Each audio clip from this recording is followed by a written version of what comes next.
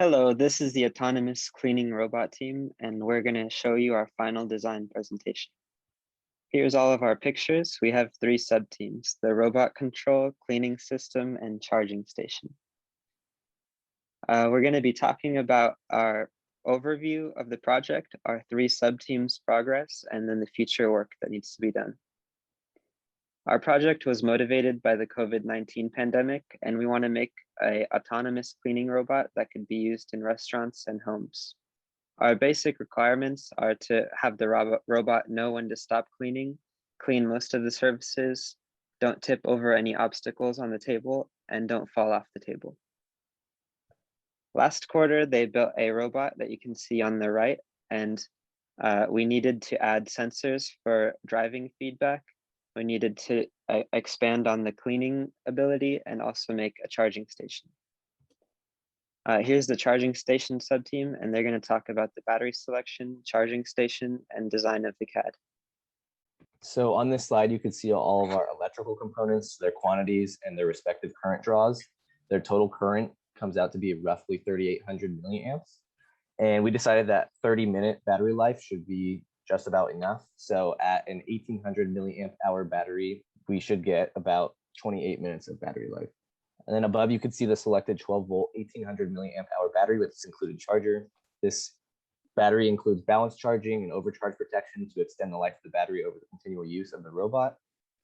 For the electrical interface between the robot and the dock, we decided to use a pogo pin and nickel plate system. So as the robot drives into the dock, the contacts on the robot will compress the pogo pins and a charging circuit will be completed.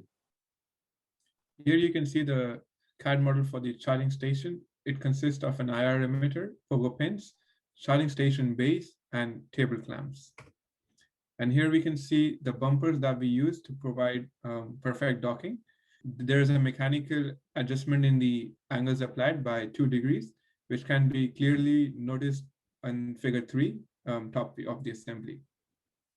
For the robot driving sub-team, we're going to talk about the encoder down selection. So here you can see the encoder that we selected.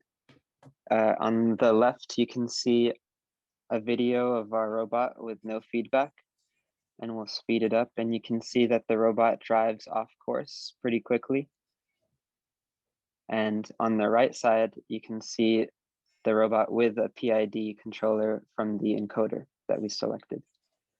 And you can see that it drives down the line basically the whole way. And here is our IMU selection. So on the right bar, you can see our robot's error after 4 feet, and that's with no IMU.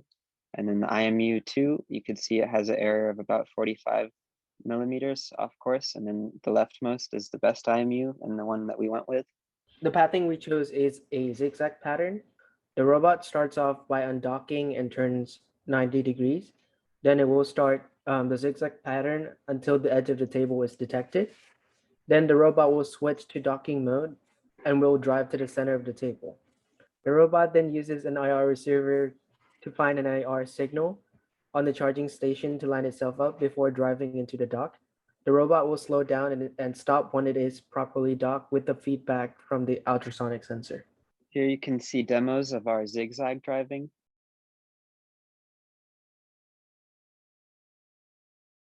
And then the one on the bottom shows that our robot can find the dock using the IR emitter. Next slide. Here's our cleaning sub-team. For the cleaning solution distribution system, it starts with the large reservoir filled with the solution itself, and then the pump will pump that liquid into the small reservoir, which contains small holes on the bottom base plate that drips onto the cleaning pad itself.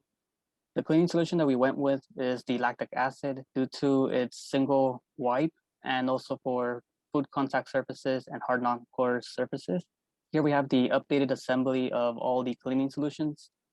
The cleaning solution, the tube fittings, silicone tube, we have the cleaning pad Velcro attached to it along with the pump and everything. And we also updated the code, so now it has 3 individual timings based on the initial run, staying on and staying off of the pump. And this was integrated into a function form for easy integration into the rest of the code. And here we have a video of the robot cleaning a surface covered with salt. In the future, for the driving sub-team, we need to tune the zigzag navigation and add obstacle avoidance. For the charging station, we have to test the battery charger. For the cleaning system, we have to fine tune and test the cleaning system.